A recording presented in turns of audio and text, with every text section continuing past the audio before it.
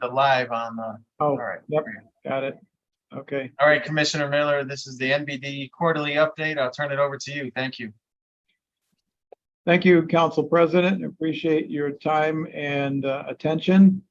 As you can see, we have a number of folks from NBD here today. Most of them will be presenting a portion of this. So without delaying things any longer, we will start with just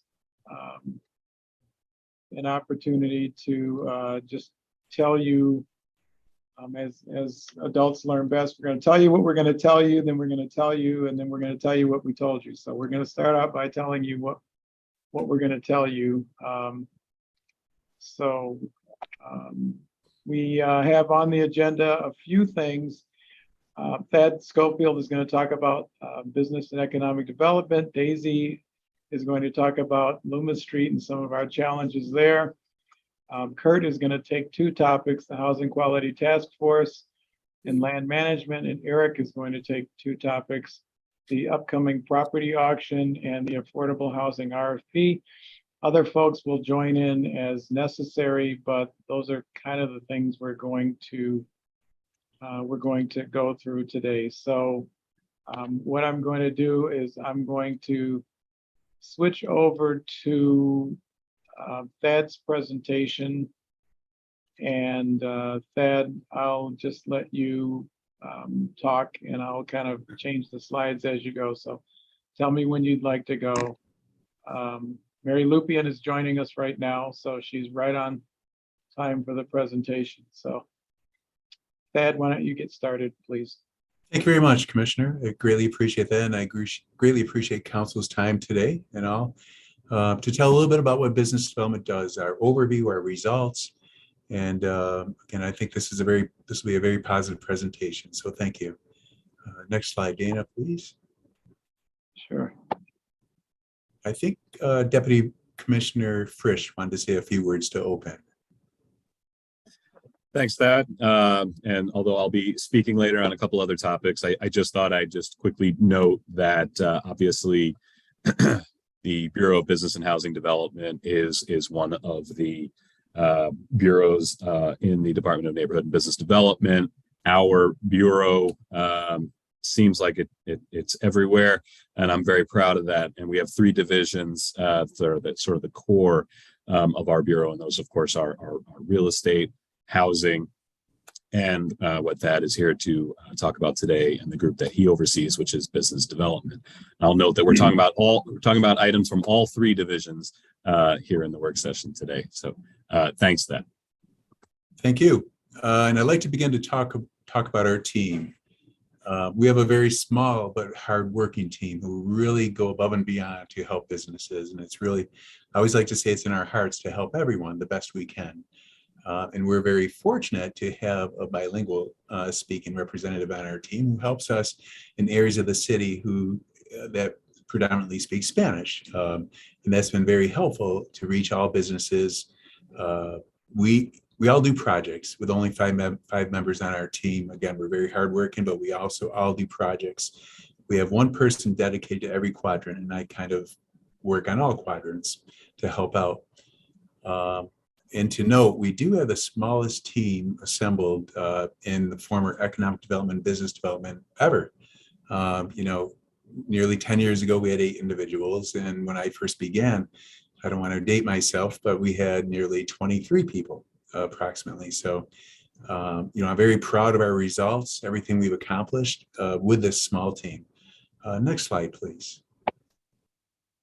Some of the services we provide, which you may not be aware of, are our largest and our most well-known is our financial assistance. We give low-interest loans to businesses, often lower interest rates than traditional financial institutions such as banks and credit unions, and as well as grants. And the idea behind these services are to really lower the cost of doing business within the city. So we make it more competitive. We help businesses grow, create jobs, specifically for city residents. It's something we look at with each and every application. We provide technical assistance, which often is not known. Site selection, if a business is looking for a site, say 5,000 square feet or 50,000 square feet, we have relationships with developers, we have inventories, we work with our real estate office We have a fantastic relationship with them. We help businesses find spaces to grow, to relocate, and really to create jobs. Startup assistance, we help all businesses, whether they're startups, established, commercial retail, manufacturing, professional, high tech, you name it. We'll help any business that's looking to grow, stay in the city of Rochester, provide essential products and services, and create new jobs for our city residents. We also work, we have a close relationship with the Urban League of Rochester, Small Business Development Center, SCORE, and any other organizations that we can collaborate with to provide more services and to help our businesses grow. We have a strong relationship with every one of our regional partners: Empire State Development, Greater Rochester Enterprise, Monroe County, Rochester Gas and Electric, Redco, every one of them. It's very routinely that we'll meet as one entity in meetings where we're trying to attract new businesses to the city. We see them expand, see them grow. We have very sound relationships with each and every one of them. And I think, and I like to brag, that we have a leg up on many other states and communities where we do this so successfully. We all know each other, and by doing that, we can really provide our best foot forward to provide incentives to not only attract businesses, but again, as I mentioned earlier, to help businesses grow and create those jobs for our residents. We act as a one-stop shop. What this means is that we can actually decrease development timelines. Along with having solid relationships with our external partners, we also have them with our internal partners. We have very solid relationships in NBD. You'll see team quarterly meetings all the time with us. So one example is a significant win in our recent past was attracting the ESL federal headquarters to the city of Rochester. 350 jobs. We were competing against many other sites, many other locations throughout Rochester. The reason we were successful because we were able to decrease the development timeline by as much as 1 year. And that was so helpful. Not only did it show great collaboration and success, but it helped ESL be successful and lower their cost of doing business to move into the city, which, by the way, they came from around Decoit. So through that teamwork and that collaboration along, with our other products, we can be very successful. Again, the markets we assist every single one of the markets: commercial, manufacturing, professional, high tech, startups, established firms. Next slide, please. We can help with new construction, renovation, equipment, working capital. Our programs are, we have many different programs. It's our job, and we do with every one of our clients, is to find out which resources can best help them. It's like a puzzle. Once we know what that project is, we can recommend different incentives and different resources to help them grow. And so they can focus on their business, and we can help them with those growth developments. What we base our funding upon is, jobs created, jobs retained. And I know one question in the past was, with our CDBG funding, every single CDBG funded project will need to meet low to moderate income job requirements. Whether it's in a low to moderate income area or not, we're required to meet those low to moderate income requirements. And it's always in our best, we give a strong emphasis for helping businesses located in low to moderate income areas, and a strong preference towards helping women and minority owned business entities. And we're making significant progress, and I think we'll even have more progress in the future. Providing essential products and services. We're going to talk about this a little bit later because we actually have a healthy food initiative that we're exploring currently that's going to be very positive. Investment in the community, again, a strong emphasis on assisting low to moderate income areas and minority and women business entities. And when we help a project, it often has another positive impact of increasing tax revenue through these development projects. And that helps the city of Rochester as a total. Redevelopment of underutilized and vacant buildings. There are many vacant buildings that I can actually happily say are starting to decrease because of our assistance. Next slide, please. Pandemic assistance. This may be one of the areas I think we're most proud of. At the time, businesses were struggling mightily. They could not often pay their everyday working capital expenses. They could not pay their payroll. They could not pay insurance, utilities. They could not pay for the inventory. we acted very quickly. We saw a problem, we had to address that problem. We formed 2 new programs within literally over a weekend, and we got it out that week through CARES funds. And we put a program together that was called the Business Emergency Retention Grant. And we actually set a record for helping businesses for the city of Rochester. Over 500 businesses assisted, nearly 750 grants in less than a year. And at the time, we had 3 team members. So again, very long hours, but very meaningful hours. I keep a folder at the side of my desk, with emails and heartfelt messages by how much the city's assistance meant to them. But our success is never alone. There's several people that are on this call that also participated in our success. Councilmember Gruber, you were constantly supporting us and in contact with us. We assisted the Bug Jar, Greenwood Books, and we had a very great relationship. Councilmember Lupian, we worked with Sheng Qing Garden restaurants. We expedited a check to help them. Councilmember Patterson, Tangi's Restaurant, we were able to assist them. And that's just a small sample. Before this program, we worked very closely with Councilmember Lightfoot towards the Jefferson Avenue revitalization efforts. Councilmember Peel. It's very regular that we'll hear from a Northwest business, manufacturing businesses who we've heard you visited and made a positive difference. So, I like to say there's so much we can do alone, but so much more we can do together. And we really accomplished a great deal together with many people on this call. So we say a big thank you to you. On an average year, NBD will assist 35 to 50 businesses. We literally accomplished nearly 19 years of work within a 10 to 12 month time period. We still had the issues of trying to assist those people in low to moderate income areas. We walked through the Northeast commercial corridors, tried to get more applications out there, visited with businesses, and that was very successful. We were so successful that HUD actually requested that we help other cities and other communities with how the city of Rochester did so well. And we were very happy to do that. I don't know the number of them, but there were several that we worked with, and we told how we formed our program, what we did, how we assisted businesses. We're very proud of that. Another program we established, Commissioner Miller was part of as well, was the online order grant. When social distancing impacted all businesses within the city of Rochester, businesses were struck, especially in the hospitality industry, with not being able to meet customers. We put together very quickly an order grant that would allow businesses to implement an online system for customers to order. And that was successful as well. So I will note, during the pandemic, this program was used very, very successfully.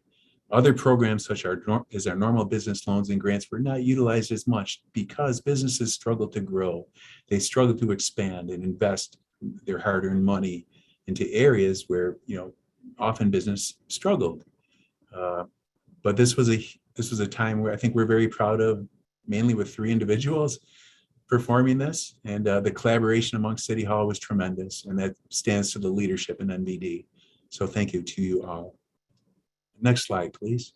So before I go to the next slide, I just want to say really, really quick that, because I know he doesn't want to pat himself on the back, and he won't because he's that kind of guy, but Thad really led this activity in a way that was critical. In less than 7 days after a state of emergency was declared, this Berg program was put together. And really, we all kind of sat down with Thad's leadership. We took the stack of papers that's normally used for an application, pulled it apart, and said, what do we absolutely have to have, and what can we get away without, and pared the application down to make it as simple as possible.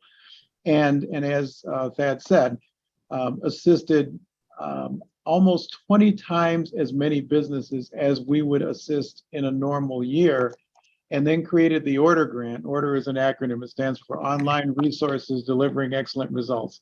And the whole point there was, once these businesses couldn't sell in their stores anymore, most of them did not have any capacity for taking online orders.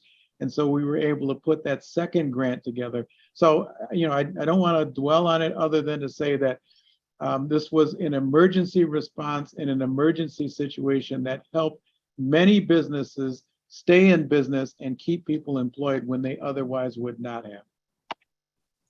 Thank you, Commissioner Miller. I'm Greatly gonna- appreciate that. Move you on. There you go. Thank you, Commissioner Miller. We greatly appreciate that. And I'm going to add, and it's so difficult to thank everybody when you succeed like that. But I will say Councilmember Melendez was, even before that time, was a strong supporter of La Marqueta. We've seen leaps and bounds there. And Chief of Staff, James Smith. I mean, James, you and I spoke a lot. And thank you for your support and linking us to those businesses. Commercial retail is extremely important in the city of Rochester. Our neighborhood commercial corridors are a tremendous asset. Not only do they provide needed services to our residents, but they also create those jobs that are so important. Generally, we'll assist 30 to 50 businesses with their small business grant annually.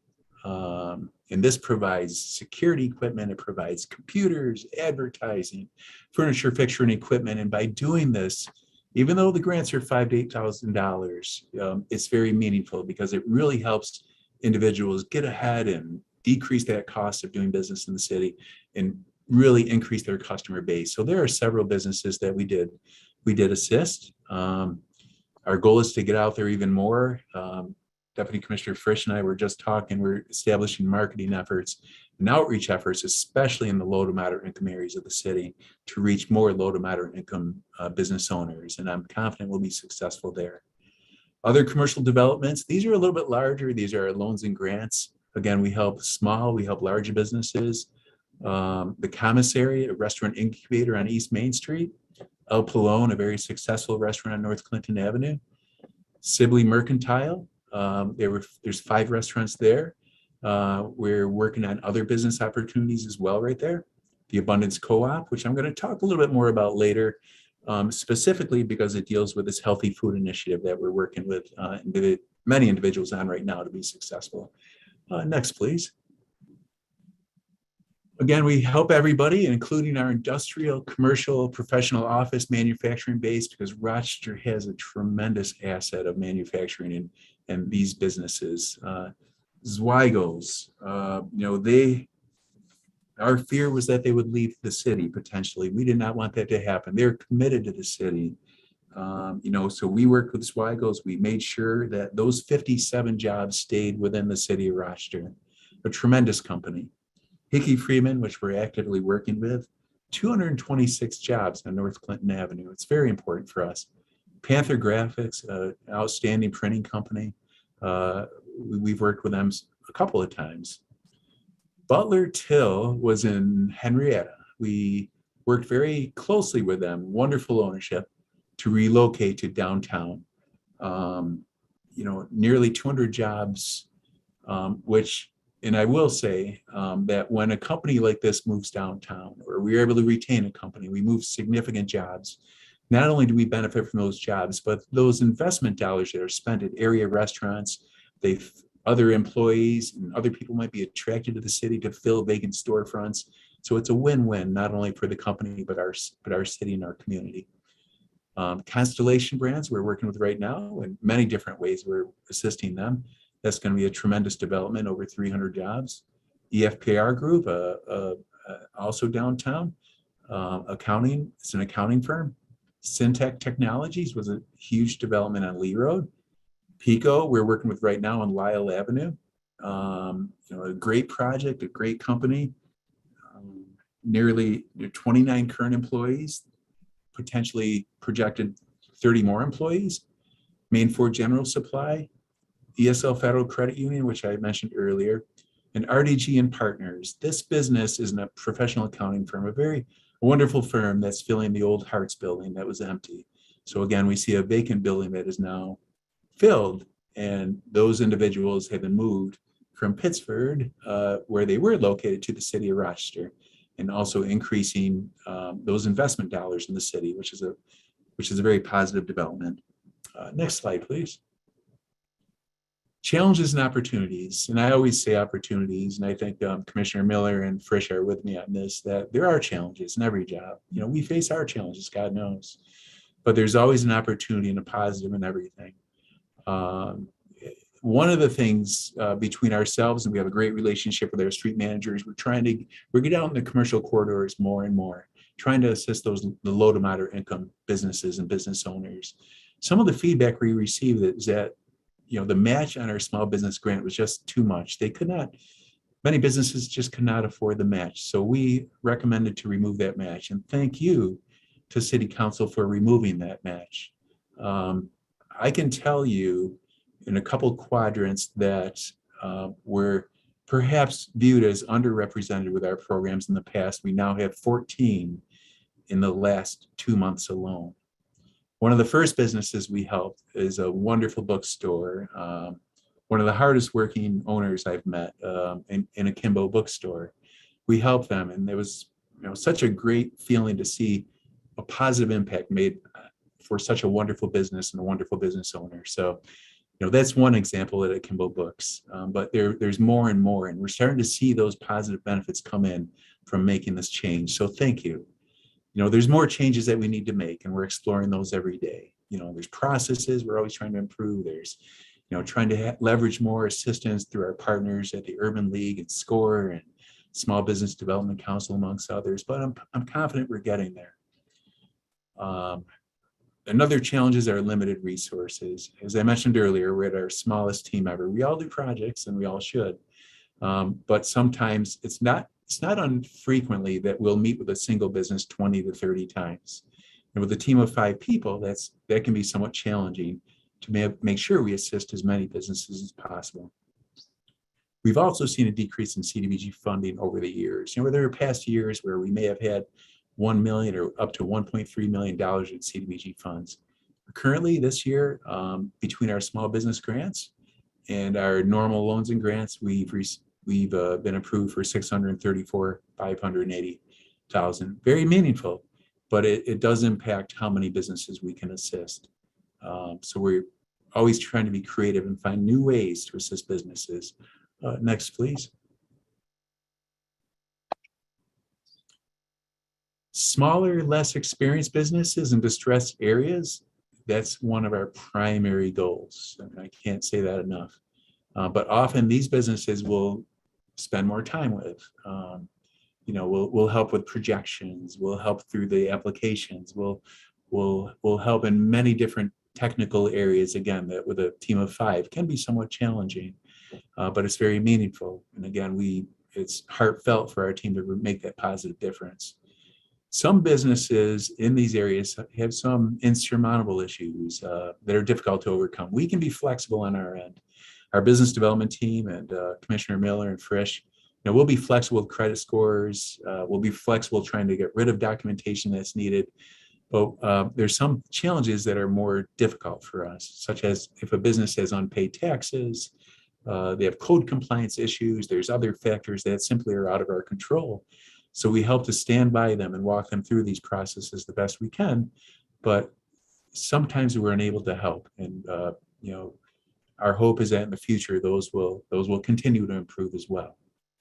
Other societal impacts, we have received, having our feet on the ground and meeting face to face with business owners. There is a fear of crime from many business owners. They'll hear shootings, they'll have aggressive behavior towards them and their employees. The owners will be concerned, and they'll express that to us. So we do our best to use our programs to mitigate those experiences and to help them. But it is an issue we're trying to overcome. Next, please. A couple new areas that we're very excited about. The Targeted Business Revitalization Grant. These funds are more flexible than our HUD funds through CDBG. They're through the Treasury Department. Again, we set a record for helping businesses with CARES. We're looking to be just as successful with these funds. It's for businesses that are impacted by the pandemic, which are many in the city of Rochester. Again, more flexible.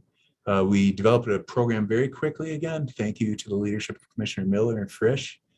We put together a program very quickly. We're getting the word out there.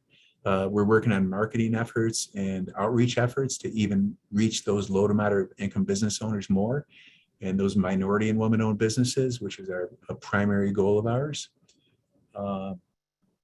And we have seen, again, an increase in several quadrants, specifically the Northeast and the Northwest, which, sometimes may not have seen as great assistance as we'd hoped because of many issues that we've been confronted with. And lastly, I will say our healthy food accessibility program. This is going to be a key program that we're currently working on. And this can provide fresh food and groceries to areas of the city that do not have that. So we're working very, very diligently on that. We have a lot of collaboration throughout City Hall to make sure that we have the best programs available to help people, which is near and dear to our heart. Next, please. Again, we've made significant progress. We're very happy about that. But we have more work to do, and we've got to get out there. We've got to help more people and more businesses. Again, we have a great team, a small team, but a wonderful team. And I'm confident through our collaboration and through your help, we'll be very successful. So thank you very much. Thank you, Thad, for that. We're going to go on to the next presentation as soon as I can get it open. While we do that, Commissioner, if I may ask just one question. Sure. The bird grants and everything we were doing under the CARES funding was excellent. And I just wonder, moving forward, is there still some flexibility, whether through ARPA or other dollars, to do those smaller, more, I guess, smaller grants that are targeted towards businesses that are struggling? We do have our current programs. I think that's something that Commissioner and Deputy Commissioner and I have been thinking about, if there's that possibility. I don't want to speak for you, Commissioner or Deputy Commissioner, but that's always an area of interest, Councilmember Melendez. Yeah, I think that's right. We recognize the help and the benefits as that outlined in the presentation, and we're looking at opportunities where we might be able to be more, again, continue to be more flexible and create new opportunities to assist our businesses. Yep, absolutely. And thank you. I just know that flexibility for business owners is incredibly helpful. So appreciate you looking into it. Thank you. Okay, Daisy, can you talk briefly about Loomis Street? Absolutely. Thank you, Commissioner Miller. And I'm sorry I'm off the screen only because I can't do a task and read along with also looking at all of you. So thank you. I'm going to begin with Loomis Street. As of this afternoon and as of July 29, when we did our total cleanup at Loomis Street, we removed 4 tents. We now have 8. We are working with the police department to help us continue to keep an eye on it, but it seems like we moved them and it's like right behind our backs and multiply. So our partners from Hugh Doyle, PCHO, and other partners are working with us to make sure that if folks do want service, that they can be taken to a service provider, and also if there's any medical needs on site, they can be provided.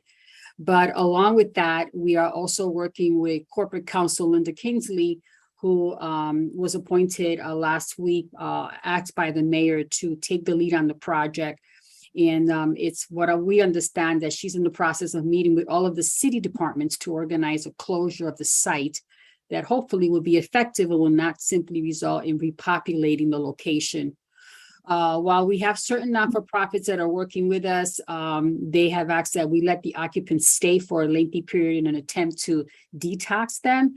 But they've been advised by corporate counsel that that cannot be part of the plan. So we hope that we can have a plan before you very shortly. And as of a meeting yesterday that was held and Linda attended, we were asked again, the city, would we consider 3 months? And she made it very clear we would consider weeks, and we're looking at 3 weeks or so. So that's the update on Loomis Street. In regards to homelessness and a protocol that's in place, back in June of 2020, we began to have a conversation with PCHO regarding, I'm sorry, that's my other phone, asking for some kind of a process that we could put in place. And we began a discussion and a policy actually with the police chief at the time to put together a protocol on what we to do with if we encounter homeless folks, particularly in the public right of way, but also even on locations where they're not public and they wanted some help. That happened right in the middle of COVID, so we did not complete that, but we are back at the table to put together a comprehensive process protocol that whether I see someone or any of you see someone, that it'll be a number that you can call so that the person can get immediate attention, but that's not finalized yet. Any questions? Councilmember Lupian, Council Vice President raised her hand. Do you have a comment? Yeah, Thank you. two questions. When you mentioned that you removed 4 tents, does that involve also placing the individuals in housing, or just taking places that we're sleeping and hoping that they don't return? I'm sorry, Council President Lupian, you're breaking up and I couldn't hear very well. Sorry about that. Okay. Is that better? Yes. My question was about removing the tents. Mhm. Did the individuals who are residing in those tents get placed into housing, or did the tents simply be removed and then the hope was that they would not return?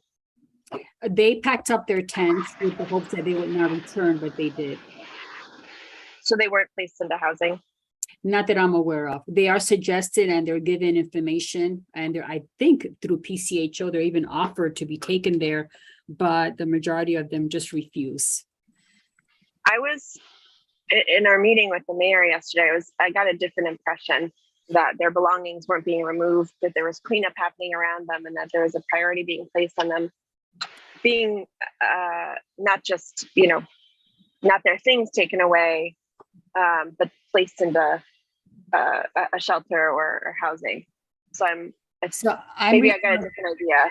Yes, I'm referring to the July 29th event, because I was there and I saw the cleanup and all the things that were removed, which was primarily garbage, a lot of debris, a lot of old food was removed, but they were advised to, to move and to look at other locations. We had there Nick Coulter, we had other service providers. By the time that we left, they were beginning to pack up some things, but I don't have John McMahon here with me, or I don't know if Carol knows the response to that, if they stayed and did not leave after we left. Okay. I guess I'm interested in going forward. Is there coordination with the county? Yes. This is Carol Wheeler, and yes, there is coordination with the county as well as the service providers, and as the service providers are encountering the residents there, that they are offered services, whether it's addiction services, Okay. shelter services, or moving into housing if they're prepared to do so. Okay, thank you. Yep, thank you. Okay, we're going to move on. There's another presentation that Kurt has on the Housing Quality Task Force and code enforcement. And then we have 3 really brief topics: land management, the property auction, and affordable housing. So I'm hopeful that we will be able to accomplish all of those things between now and 5:30, which is our end time. So Kurt, I'll let you. Thank you, Commissioner. Get started here. My presentation is not nearly as elaborate and fluffy as Thad's, and if I had known I was going to follow Thad, I may have dressed it up a little bit. But mine's pretty straightforward. I'm going to be reporting on the Housing Quality Task Force recommendations. As everybody knows, it was a really important project, and we continue to work behind the scenes diligently on trying to get things moving, getting the process moving forward, which includes weekly meetings. We have internal weekly meetings to hold each other accountable, to build on those recommendations and what we're going to do next with our next steps. And I think that's an important process. We've also got another major the main group, Housing Quality Task Force, that originally met. We've got a meeting scheduled for, I believe, September 19th. So we have a check-in, and we'll probably be reporting and presenting where we are with those recommendations. So For me, I'm going to report on most of the stuff that that code enforcement is responsible for working on, so everybody knows where we are. And the first one, I'm going to blast through these pretty quick. If anybody wants to stop me, then jump in. Otherwise, I'll blast through them all pretty quick here. And then if there are questions at the end, I think that's probably the best way to do it. The first one is the staffing for code enforcement, which includes some training, consistency, and accountability with KPIs. Staffing has always been an issue, and it continues to be an issue. We made recommendations, really before the new budget, the new fiscal year, and 3 out of the 4 for the new positions were not able to pass through the pre-hire, so we had to go back to more interviews, which is always time-consuming and difficult process, but that's where we are. So one person actually started this last Monday with us. That was the one person that made it through. And we went back to the drawing board and made 3 more recommendations, which are pending approvals through DHRM now. And we're hopeful to get those moving in next week. The senior CEO training position for the consistency and training has been selected. We selected within, and one of our inspectors is going to take that role. And we're starting to work on spelling out what the marching orders for that position will be and building a policy. We're also working on draft KPIs, to make sure that we have some accountability with that position and how we're handling code enforcement moving forward. Next. The second one was to establish a dedicated housing attorney, which is more of a law thing, but it directly impacts our ability to do more on the code enforcement end. And according to the law department, they've hired Mike Furlano from the Legal Aid Society, and he starts sometime early in September.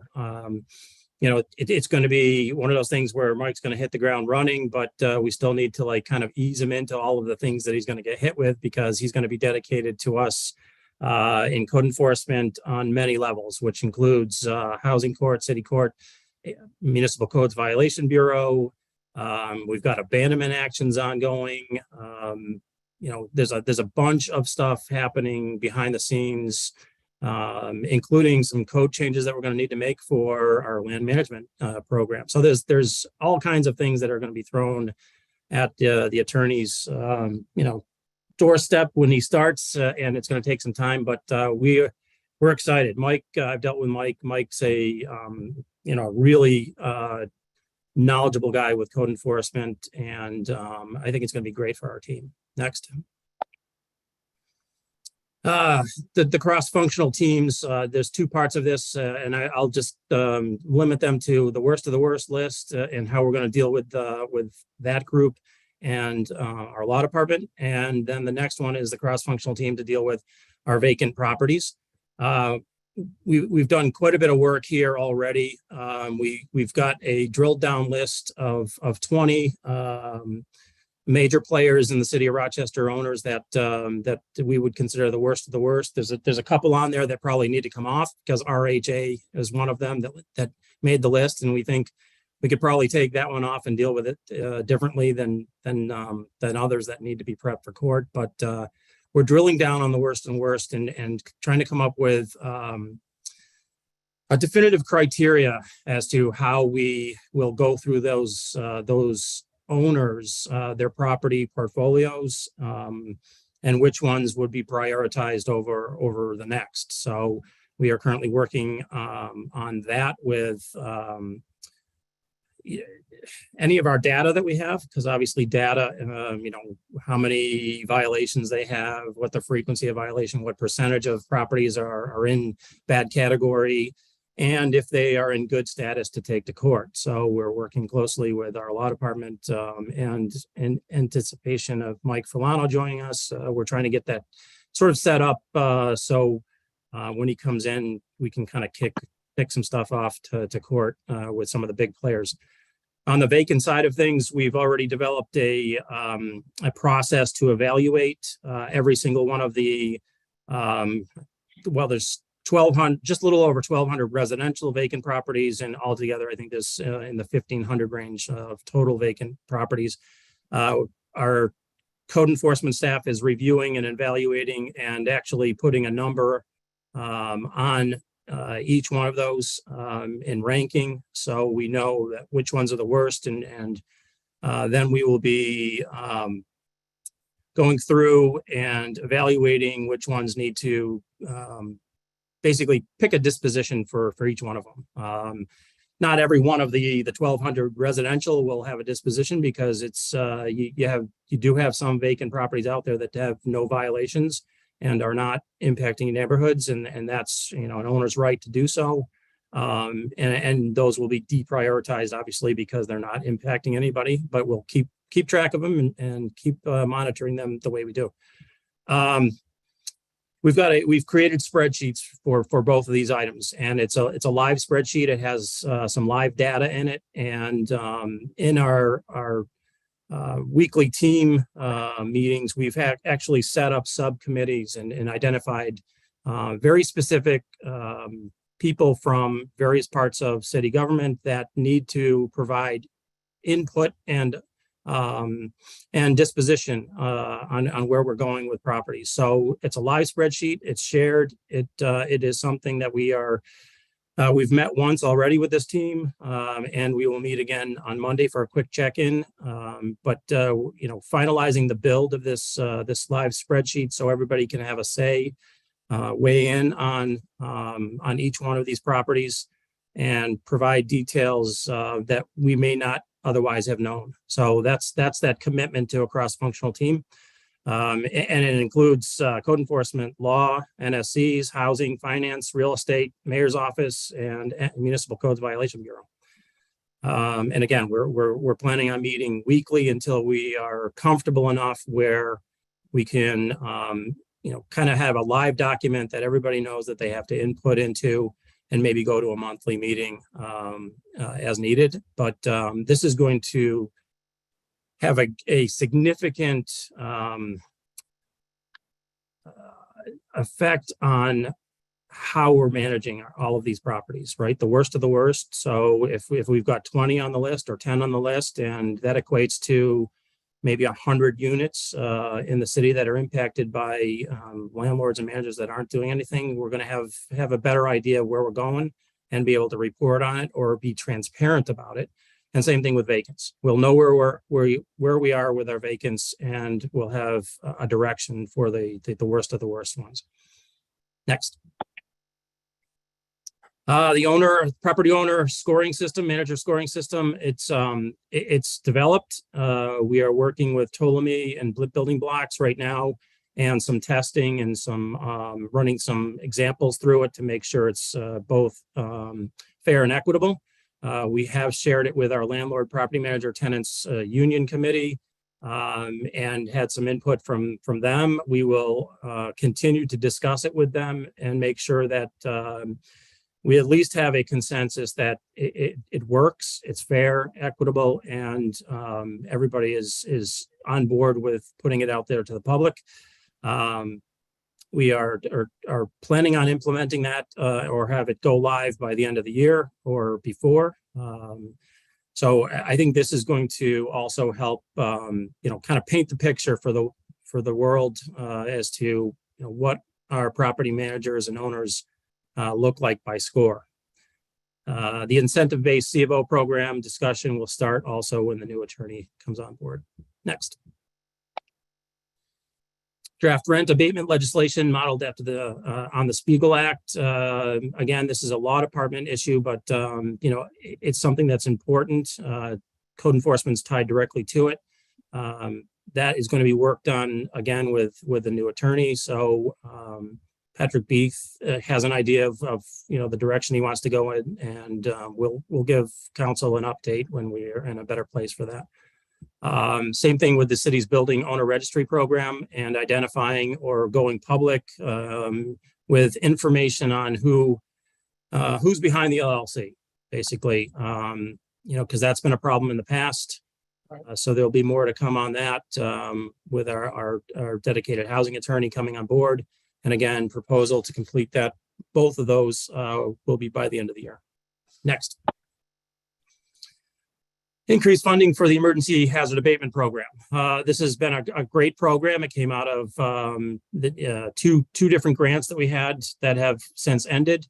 And we're just about depleted on some funds on both of those. One program out of the city's RISE grant was for occupied properties to prevent displacement. And the other one came out of the Zombies grant to mitigate hazards on vacant properties. So we've been meeting with OMB. We've met with them twice to try to determine the funding source and continuation of this program because it has proven to be a successful program, although it was meant to be a seed fund. And I will say that a cursory review of the July tax bill, there's only been payments of a little over $9,000 on the taxes, going towards that $146,000 in hazard abatement invoices that were added to the 2023 taxes. So it's pretty dismal. We're not going to get far if it's trickling in at that rate. So we're trying to see how to fund this program. For right now, it looks like we may be able to get some funding for 1 year, but OMB and Law and NBD are reviewing the funding options, and we should have a better idea in the upcoming weeks. Next. Okay, so that was the updates on the recommendations out of the Housing Quality Task Force, and just a quick update on land management.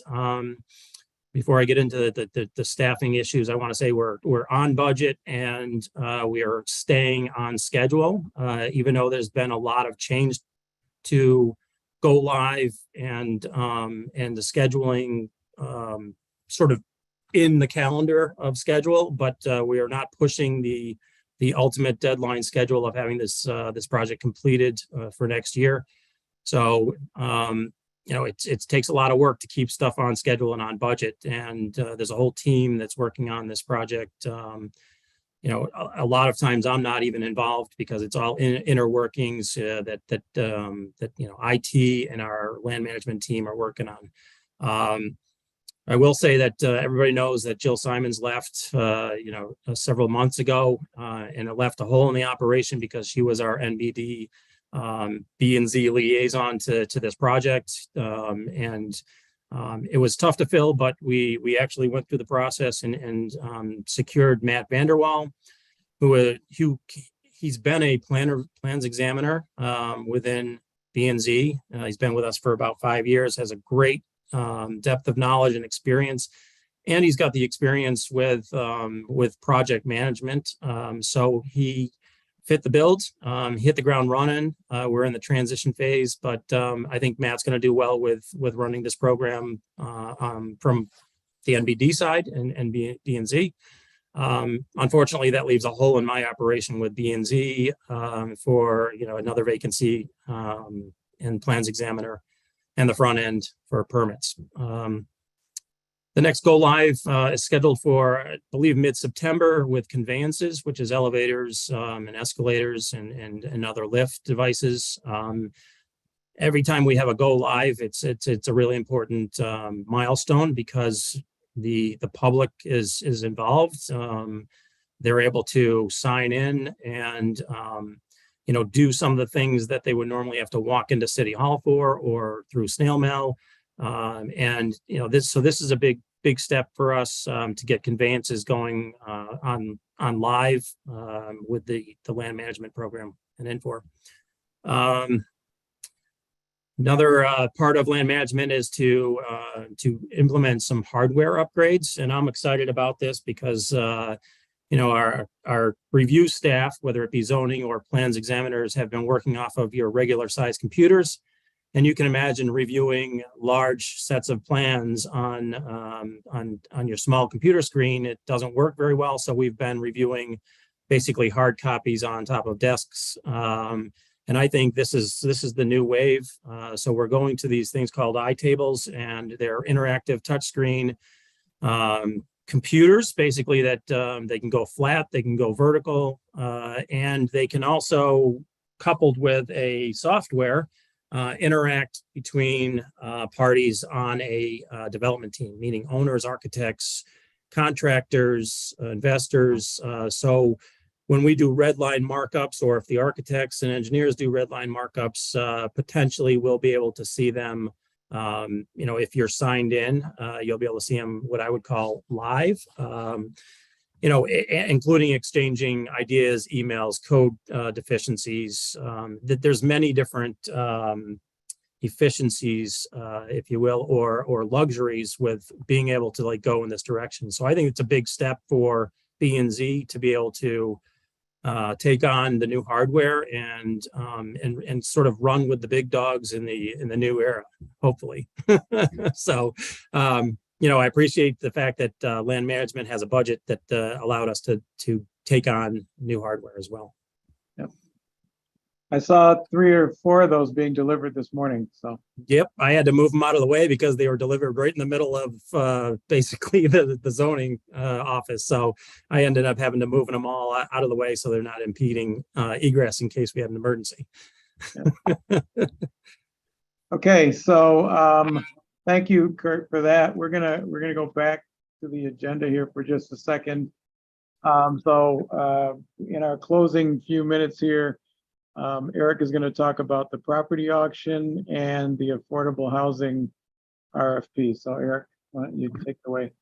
All right, thank you. And thank you to my colleagues for saving so much time for me here at the end. And if you thought that Kurt's slides were Spartan, or if you're a design person, maybe minimalist, you'll really like mine because I don't have any slides. So first off, the the property auction. So the city is proceeding with the tax foreclosure in November. As a reminder, it's really a function of the city treasurer and the law department. It's not an NBD action per se, but obviously we are very much involved. The judicial action has commenced, and the auction is set for November 10th. This year, we are moving to an entirely online auction. It will be similar, to eBay, except unlike eBay, if a bid comes in the last 5 minutes, that will extend the bidding time in order to prevent bid sniping, or what I like to do to get the things that I'm looking for on eBay. Credit card payment is preferred, but also can accept cash or certified check. City staff are going to check all buyers to ensure that none have delinquent taxes in the city. If they do, obviously all those taxes would need to be paid before a sale can proceed. Otherwise, city staff will contact the next highest bidder. Also of note, the Housing Quality Task Force is looking at a process that would vet buyers against the unresolved code violations, which would be another great addition. The online format will greatly enhance personal safety and security of the auction process. Last time we held an in-person auction, I believe it was well over 1,000 people crammed shoulder to shoulder at the convention center. Obviously, in the post-pandemic, or still in a pandemic, depending on how you look at it, situation, public health concerns, this eliminates all of those. Obviously, there are also some other issues related to getting that many people together and money exchanging hands. So this is going to improve the overall safety and security. Likely will also increase tax collections, since we'll have a list of bidders per property rather than just knowing the top 2, which was fairly typical in person. For those without internet access, we will set up computers. The intent is to set up computers in convenient locations all around the city, places like perhaps the neighborhood service centers or our centers or libraries. We will identify what the best locations would be. So even for those who do not have internet access, actually will still become a much more convenient thing, rather than having to all come down to one location and be here for the entire day. And we'll be hiring a professional auction firm to conduct the auction, and that recommendation will come forward in the coming weeks. So that is the update on the property auction, and I still have 2 minutes, so I'm going to go into the housing RFP. So Eric, can I ask a quick question about that? Sure. So are you going to be? You said that you're using a professional auctioneering company, and is that going to come to council for a vote In October. Okay, so if we want to ask questions about process, et cetera, that'd be the best time to bring those forward. Well, I think if there are questions, I think, I'm happy to kind of take them and bring them to if it's about the auction process itself. I think you just mentioned a number of things that I think could be really wonderful if they were able to be executed. And it sounds like they're still kind of in process. So I presume that like by October we vote on this. Oh, that's right. That stuff will all be finalized and we can like get a real sense of what this will look like. Absolutely. Yeah, we'll be there by then. All right, thank you. Absolutely. So really quick, Deputy Commissioner, my one concern on this to all of NBD staff is that online bidding and doing it this way, for me, doesn't feel equitable, even if we provide access to computers. I mean, I think there's a lot to think through there that we need to continue to have conversations. Understood. Yeah, we're happy to have those conversations. Do our best to address any issues that come up. Thank you for that. Our annual housing development RFP was released on August 9th. Proposals are due on September 30th. An informational session that'll be led by our housing division here in BHD will be held on August 29th at 1 p.m. Not here in BHD physically, obviously online. We're seeking proposals from developers, nonprofits, and housing service providers to increase the supply of high quality owner-occupied and rental housing opportunities in the city. Developers are advised to submit an application if they intend to, or submit a proposal if they intend to apply to the city for gap financing, tax exemptions, sale of city-owned real estate, or support letters to funding agencies, all of that in the coming year.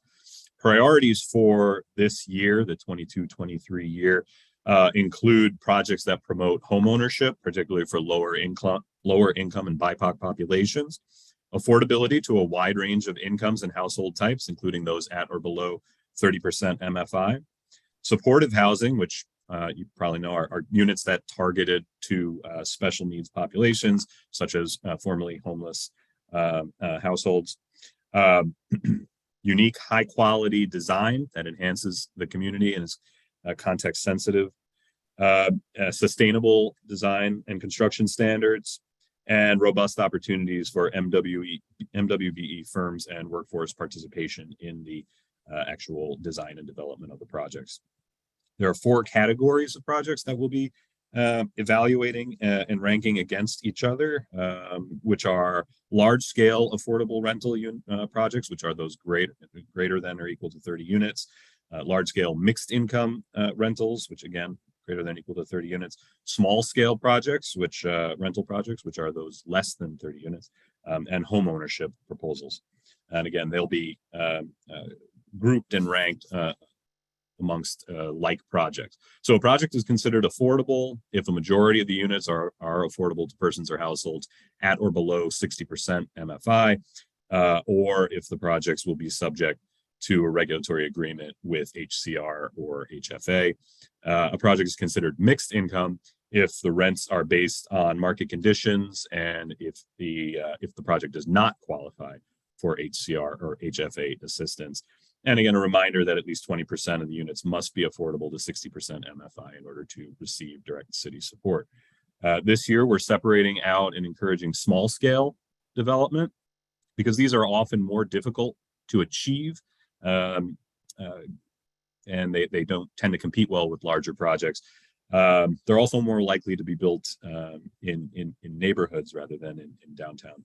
Affordable and mixed income definitions apply to the small scale projects as well. And then lastly, that 4th category, those owner occupied housing is a priority, especially for homes affordable to at or below 80% MFI. So again, the RFP is available now. Proposals are due at the end of September, and on Monday, we will be hosting that informational session for interested applicants. Thank you. Thank you. Just a quick follow-up. I know that RFPs out there in the universe. Can the NBD team send that around to council? As well as, I think the property auction conversation, it would be helpful if we can get more details in writing on what that's going to look like and how that's going to operate. I know it's coming to council, but just to get ahead of it and to have conversations. Absolutely, yeah. So on the auction, we will provide a write-up for council members and staff, and we will distribute the housing RFP as requested. And there's a question in the chat from Councilmember Martin asking, is it possible for the auction to only be open to city residents? And we've looked into that. We can't restrict it in any way. It has to be open to all. Well, thank you all. I know that we're a little over time here, but I appreciate everyone coming to the NBD quarterly update, providing us some key updates. I do want to get some of this in writing. And certainly council members might have additional questions. I'm going to ask that council members send them through the process if there are questions to follow up on. Again, thanks team for the work that you're doing for the city. Have a good night, everyone. Thank you so much. Okay. Thank you for your time and your attention. We appreciate it, and look forward to our next one next quarter. Thanks. Thanks, everybody. If you guys have things that you want us to cover and you want to send a list, please, by all means, do so. Commissioner Miller, we will take you up on that. We'll put some stuff together for the next quarter. Okay.